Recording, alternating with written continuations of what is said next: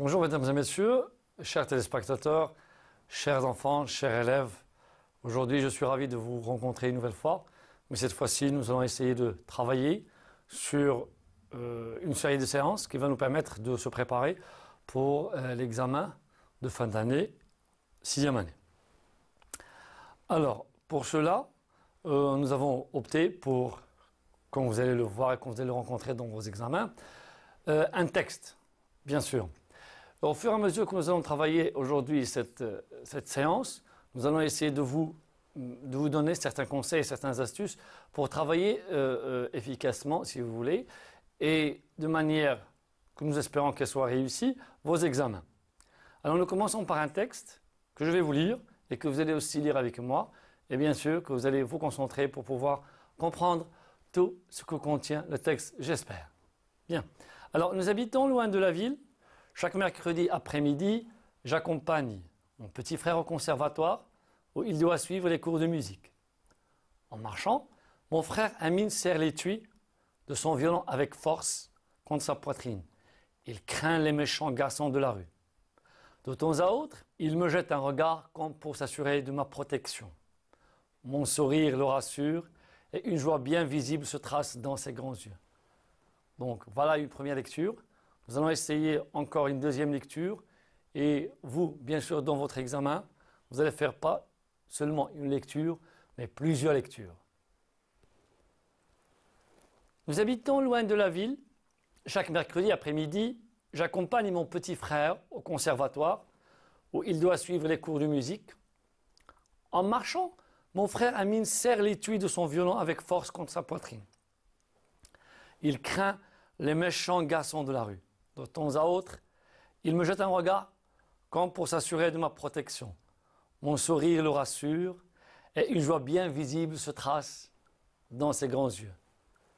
Donc voilà, je viens de terminer une deuxième lecture. Maintenant, lorsque vous êtes devant maintenant votre texte, votre propre texte dans l'examen, je vais essayer de vous donner quelques conseils et quelques astuces pour le lire. Bien, voyons ces conseils. D'abord, il faut lire le texte 4 ou 5 fois pour bien s'imprégner et bien le comprendre et bien savoir ce qu'il contient.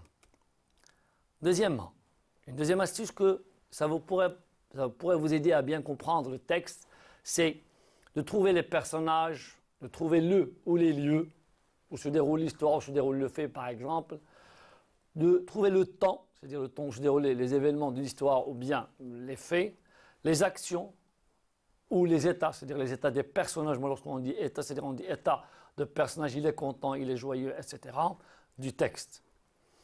Troisième astuce. Donc, essaie, au fur et à mesure de lire le texte, de trouver le sens de certains mots que tu n'as pas compris. Et ça se fait en général lorsqu'on lit le texte bien, 4 fois ou 5 fois ou 6 fois, on peut comprendre seulement d'après le contexte quelques mots qu'on n'a pas compris. Mais ce n'est pas grave si vous n'avez pas compris un mot ou deux. Mais l'essentiel, c'est que vous comprenez tout le texte. Revenons maintenant à notre texte. Alors, on va lire comme nous avons dit. Donc, nous avons déjà lu 2 fois. Maintenant, on va lire 2 fois aussi pour dire 4 fois ou 5 fois. Mais juste ici, on va lire 2 fois. Alors, nous habitons loin de la ville. Chaque mercredi après-midi, j'accompagne mon petit frère au conservatoire où il doit suivre les cours de musique. En marchant, mon frère Amine serre l'étui de son violon avec force contre sa poitrine.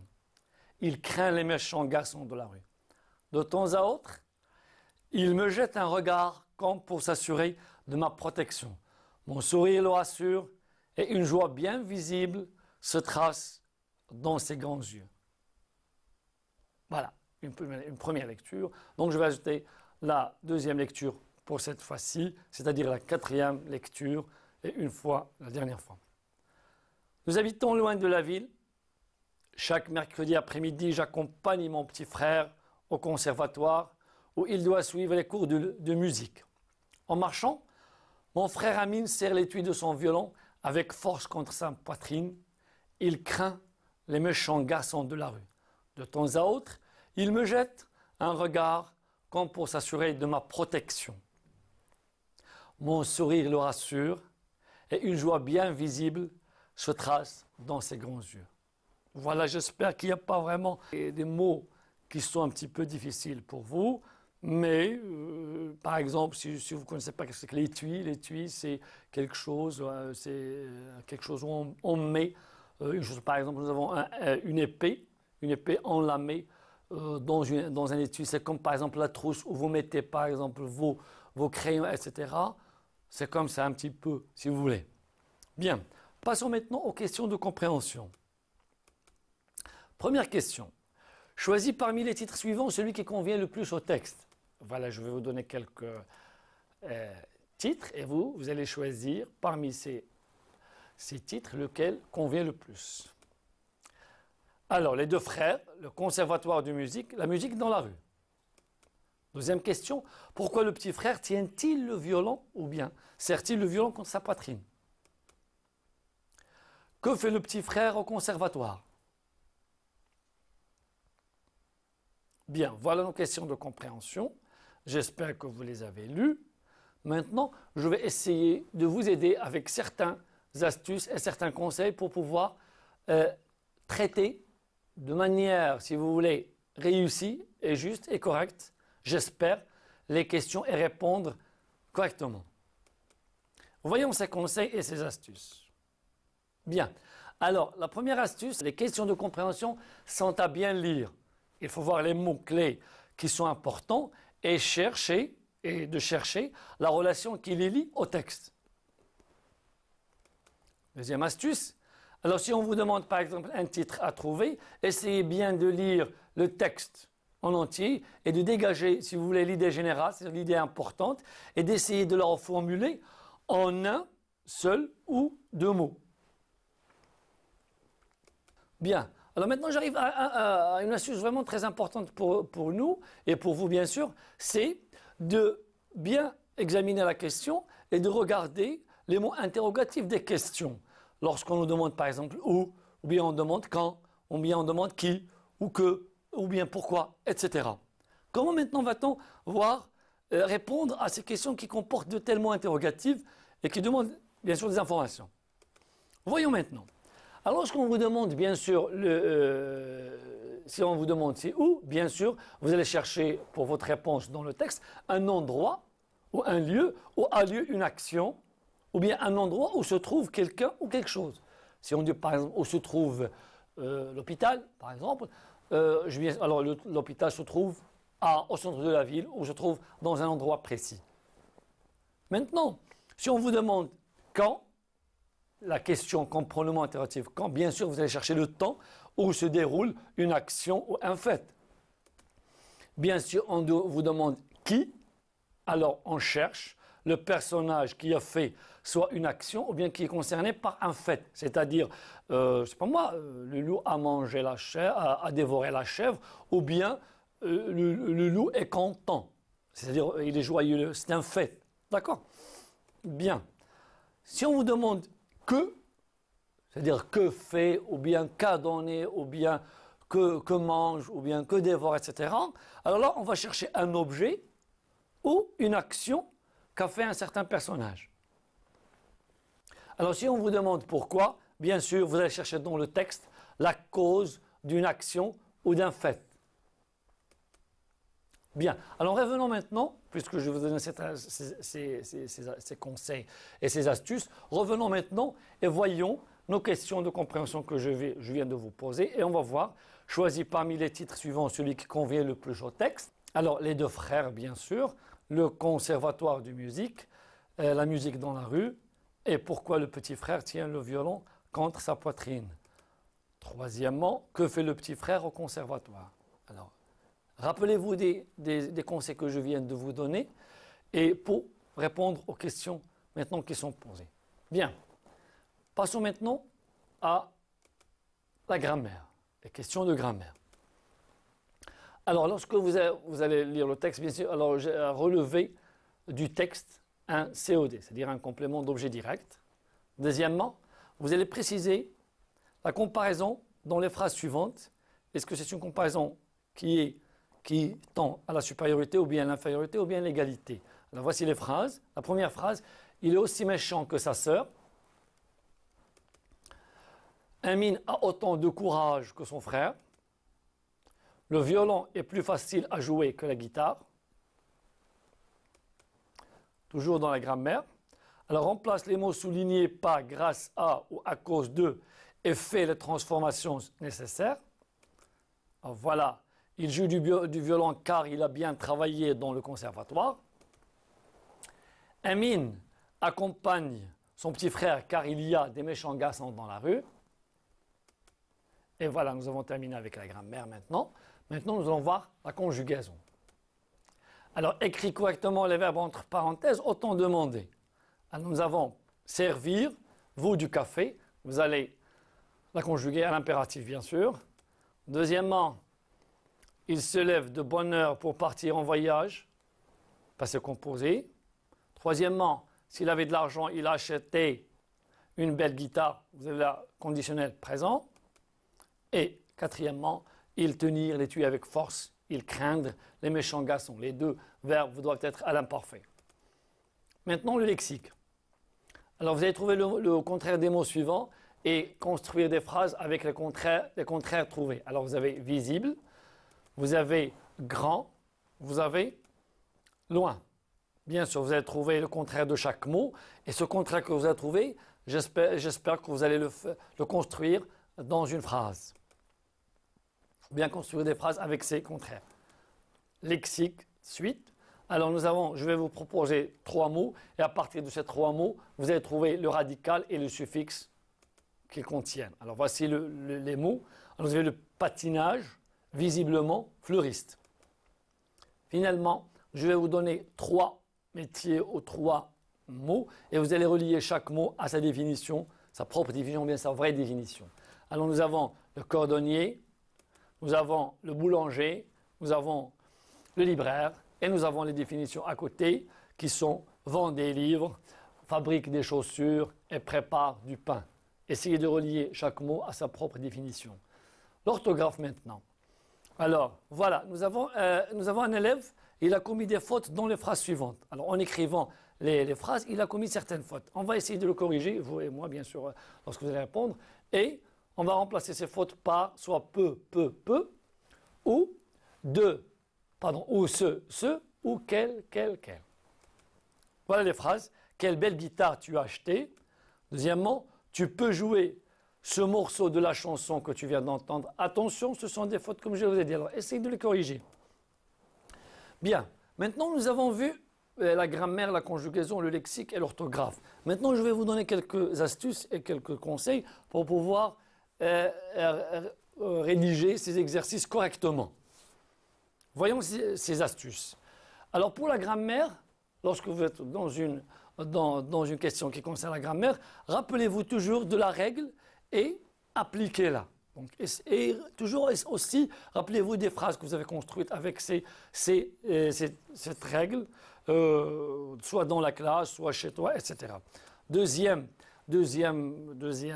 astuce qui concerne la conjugaison, il faut vous rappeler des différentes terminaisons de temps que vous avez étudiées, soit dans la classe, etc. Pour le lexique, alors bien sûr pour le lexique que vous avez travaillé soit à la maison, soit en classe, rappelez-vous des phrases que vous avez construites avec ce lexique-là. C'est-à-dire que vous avez, soit on vous l'a demandé de faire, ou bien c'est vous qui l'avez fait volontairement. Et aussi, rappelez-vous des recherches que vous avez faites dans le dictionnaire à propos de ce lexique-là. L'orthographe. Alors pour l'orthographe, rappelez aussi vous des règles que vous avez apprises pour soit l'orthographe grammaticale, c'est-à-dire pour le pluriel, pour la conjugaison ENT, EZ, ES pour tu, etc. Ou bien soit pour l'orthographe d'usage. C'est-à-dire lorsqu'on écrit le mot chat, on l'écrit bien sûr avec un T à la fin, etc. Ou bien lorsqu'on écrit un tabac, on l'écrit avec C à la fin, etc. Donc, appliquez les règles que vous avez comprises et essayez de vous rappeler des mots que vous avez vus, etc. Bien, production écrite. Alors, je vais vous donner un texte, vous allez enrichir ce texte avec des mots qui sont grands, magnifiques, de l'époque, dans le monde joli, magique. Voilà le texte. Bob Marley a été un artiste, il chantait des chansons que toute la jeunesse répétait. Partout où il présentait ses concerts, des spectateurs par milliers assistaient et chantaient avec lui. De sa guitare, des mélodies sortaient et faisaient vibrer et danser les gens. Bien sûr. Deuxième partie de la production écrite, ou bien de l'expression écrite, rédiger un petit paragraphe où vous décrivez un instrument de musique que vous préférez, pas plus de 6 ou 7 lignes. Voilà, donc voilà les questions. Je vais vous rappeler quelques petites... Alors, aide-toi des expressions et des mots suivants. Guitare, cordes, de jolies mélodies, facile à jouer, à prendre vite et instrument léger. Alors, essayez de vous aider. Voilà, alors des conseils et des astuces pour faire une production écrite, etc. Lorsqu'il s'agit, par exemple, de mettre en ordre certaines phrases, et ça que vous allez le rencontrer plusieurs fois dans l'examen, alors essayez de comprendre d'abord les phrases proposées et range-les selon la succession logique de l'histoire ou du fait. Bien sûr, souviens-toi des récits ou des faits semblables que tu as lus ou entendus ou rédigés en classe ou à la maison. Alors pour la production écrite, c'est-à-dire la rédaction d'un paragraphe ou d'une expression écrite, les phrases ne doivent pas être longues, sujet plus verbe plus complément et bien orthographiées. Utilise les conjonctions de coordination, mais où est donc ornicar, etc. pour structurer votre phrase. Les idées doivent avoir une liaison avec le sujet demandé. Bien, maintenant nous allons passer à la rédaction, ou bien pardon, à la correction des questions que nous avons proposées. Pour les questions de compréhension, nous avons 3 propositions pour les titres. Alors le titre, les 2 frères, le conservatoire de musique et la musique dans la rue, bien sûr c'était les 2 frères. Deuxième question, ou bien pourquoi le petit frère sert-il le violon contre sa poitrine? Eh bien parce qu'il sert le violon contre sa poitrine car il craint les méchants de la rue. Que fait le petit frère au conservatoire? Il suit des cours de musique. Grammaire. Relève un texte, du texte un COD. Bien, nous avons beaucoup de COD. On peut choisir par exemple frère, les cours, les tuiles, les méchants, regard. Bien, deuxièmement, précise la phrase, la comparaison. Eh bien, la première phrase, c'est une comparaison d'égalité. La deuxième phrase, la même chose. Et la troisième, c'est une comparaison de supériorité. Remplace les mots soulignés par grâce ou à cause de. Il joue du violon car il a bien travaillé. Alors là, ça va nous donner, il joue du violon grâce à son bon travail au conservatoire. Nous avons le deuxième, car il y a des méchants. Alors ça va nous donner, à cause des méchants garçons dans la rue. La conjugaison, écrit correctement, les verbes entre parenthèses, servir du vous du café impératif. Alors nous avons servez vous, bien sûr. Il se levait au passé composé, ça nous donne il se sent levé. Troisièmement, s'il avait de l'argent, il achetait. Donc ça va nous donner pour le conditionnel présent, il achèterait. Il tenir, l'étui et craindre avec l'imparfait, ça va nous donner tenez et craignez. Pour le lexique, trouve le contraire des mots suivants. Nous avons visible, ça va nous donner invisible. Et nous avons la phrase, la chauve-souris reste invisible pendant le jour. Deuxièmement, nous avons grand, contraire petit, et mon petit frère aime jouer avec mes affaires. Troisièmement, nous avons loin, nous avons le contraire, c'est près. Alors, l'école se trouve près de chez nous. Bien, trouve le radical et le suffixe des mots suivants. Nous avons patinage, nous avons radical patin et suffixe âge. Visiblement, radical visible et suffixement. Fleuriste, fleur et iste. Je relis à chaque mot sa définition. Le cordonnier, il fabrique des chaussures. Le libraire, il vend des livres. Le boulanger prépare du pain. Pour l'orthographe, alors nous avons, comme je vous ai dit, des fautes. Alors nous avons c'est quelle belle guitare tu as acheté. Tu peux, bien sûr, tu peux avec X jouer ce morceau, l'adjectif démonstratif, l'expression écrite. Alors voilà Bob Marley a été un grand artiste. Il chantait des chansons magnifiques que toute la jeunesse répétait à cette époque. Partout dans le monde où il présentait ses concerts, des spectateurs par milliers assistaient et chantaient avec lui. De sa jolie guitare, des mélodies magiques sortaient et faisaient vibrer tout le monde. Production écrite. Alors rédaction d'un petit paragraphe, comme je vous dis, autour d'un instrument que vous préférez. Alors je vais vous donner un exemple et j'espère qu'il va vous plaire aussi. Voilà, moi j'ai choisi, ou bien on a choisi la guitare. Alors la guitare, est l'instrument de musique que je préfère, car c'est un instrument léger. Il n'a pas beaucoup de cordes, juste 6. J'aime cet instrument parce que les sons qu'il dégage sont très beaux et ses mélodies sont extraordinaires. Il est facile d'apprendre à jouer à la guitare que d'apprendre à jouer à un autre instrument. Vous allez remarquer à partir de cette expression écrite que nous avons rédigée pour vous, et les phrases sont plus ou moins courtes, complément d'objet, pardon, verbe plus sujet plus complément, et j'espère que vous allez prendre un exemple. Voilà, je viens à la fin de cette séance, et j'espère que vous avez profité, et merci, et à bientôt.